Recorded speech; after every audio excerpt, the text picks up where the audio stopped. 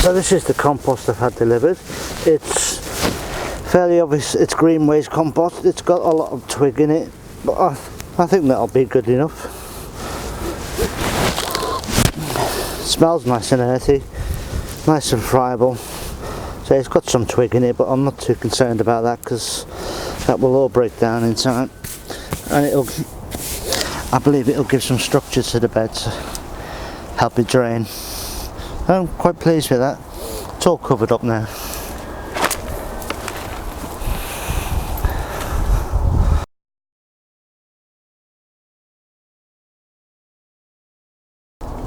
So that's that done. That's 5 tons of compost delivered, covered and ready to be used. I'll be putting that in the beds over the next week or so, slowly. I've got other jobs to do as well, so I must catch up on those. Just want to have a quick chat about hose. I've got 3 types of hose here. This first one is what they call the draw hoe. You use it by pulling it towards you and you cut. I actually use this for digging out trenches, for instance, for getting peas in, so that sort of a trench. If I was going to use it for hoeing, I would want to pull that more in. You want a cutting, scraping action. You would want it sort of around there so you can actually cut off the weeds by drawing it.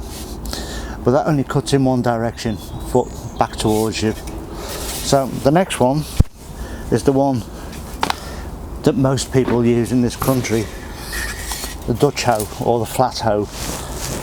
Again, it cuts, you use it along the ground, it cuts, and it's got a cutting blade on the front, but it's half the energy you're putting into this you're wasting, because when you pull it back, this edge here is blunt, it's not sharpened. So what you're doing is you're pulling the weeds as you're drawing the hoe back. So you push it, you cut weeds off, you pull it, you bend them, so you're wasting your energy. So I've seen another hoe, and I used to use one of these incidentally, but now I use one of these. It's a Swow. I saw Alan Titchmarsh using one of these on a gardening program once. So a cutting blade at the front and at the back and at this side as well. So I can go along a row of vegetables or flowers, and I can even get in between them. So it cuts 3 ways, less wasted energy, quicker to hoe, easier to get the job done.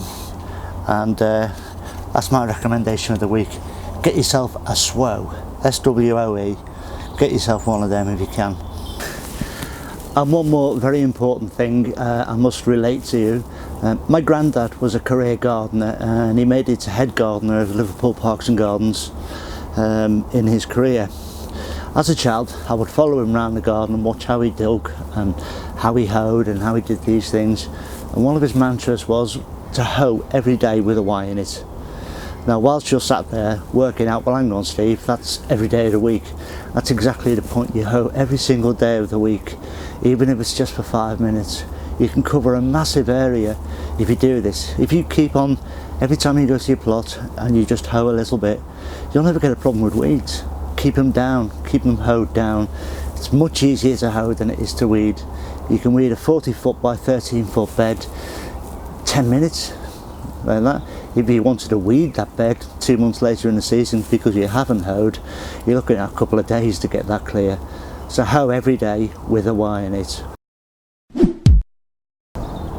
Right, I still have these last 2 beds to finish off. One needs surrounding in plastic, and then they both need cardboard and the first layer of compost to go down on them. Once that's done, then I can start filling up all the beds with the new compost, cover them and wait for March for planting time.